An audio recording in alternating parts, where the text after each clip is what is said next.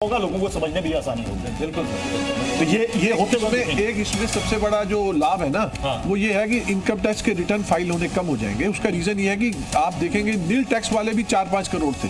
अब ये जो वो सारे मतलब लोअर मिडिल क्लास ही था, तो वो कम हो जाएगा। उससे क्या एडमिनिस्ट्रेटिव आपको थोड़ा सा और मिलेगा। आपको मट्टू जी, हमें इसमें एक चीज और गौर करनी होगी। निर्मला सीतारमण ने ये भी बताया कि साहब इससे वित्तीय घाटा कितना होगा, 1 लाख करोड़ का।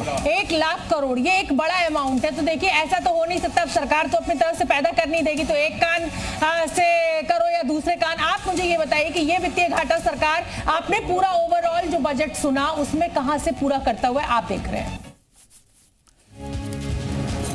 तो दर्शकों को बता दे, सबसे बड़ी खबर यही है, मध्यम वर्ग खासकर सैलरी वाले लोगों के लिए अब आपको 12 लाख तक कोई भी टैक्स नहीं देना पड़ेगा।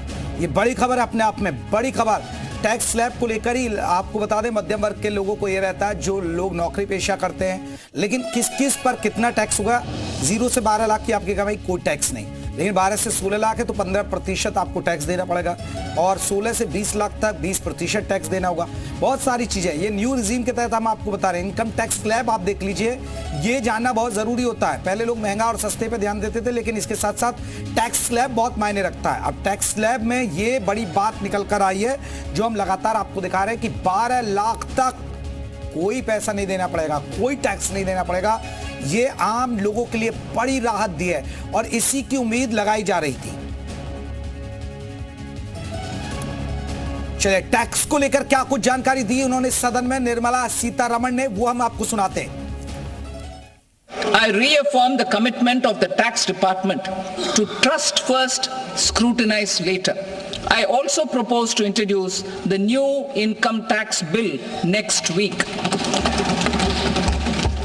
I reaffirm the commitment of the tax department to trust first, scrutinize later.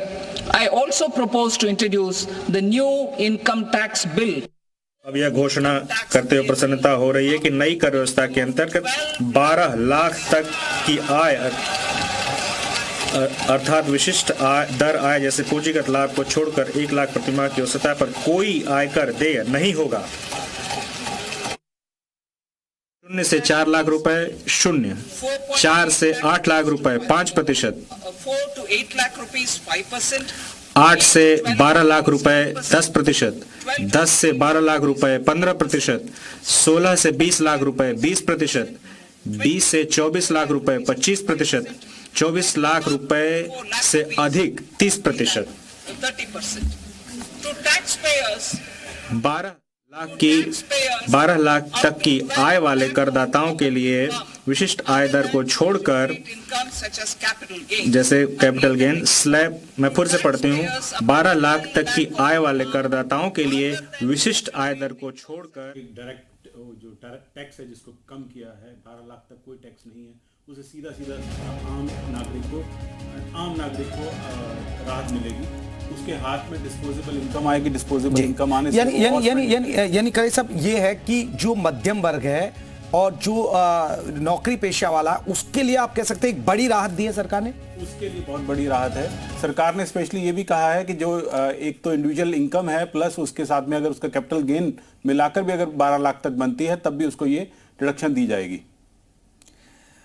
अब तक आपने जो बजट देखा, क्या इसका आकलन कैसे करेंगे आप पूरे बजट? बहुत अच्छा बजट पेश किया है, जिसमें हर वर्ग का ध्यान रखा गया है। वुमेन को स्पेशली देखा गया है, किसान को स्पेशली देखा गया है, यूथ को स्पेशली देखा गया है, यूथ के लिए स्पेशली बेनिफिट दिया गया है, एजुकेशन में बहुत अच्छा बेनिफिट दिया गया है, IITs में बढ़ोतरी हो रही है, IIT पटना के लिए स्पेशली रेफर किया गया है कि उसको एक्सपेंशन की जाएगी, उससे और बेटर होगा वो। एजुकेशन सिस्टम में एजुकेशन लोन के ऊपर बेनिफिट्स दिए गए हैं, उसका इंटरेस्ट रेट जो है वो रिड्यूस कर दिया गया है, और सबसे बड़ी बात जो है एनर्जी के ऊपर बहुत फोकस किया गया है।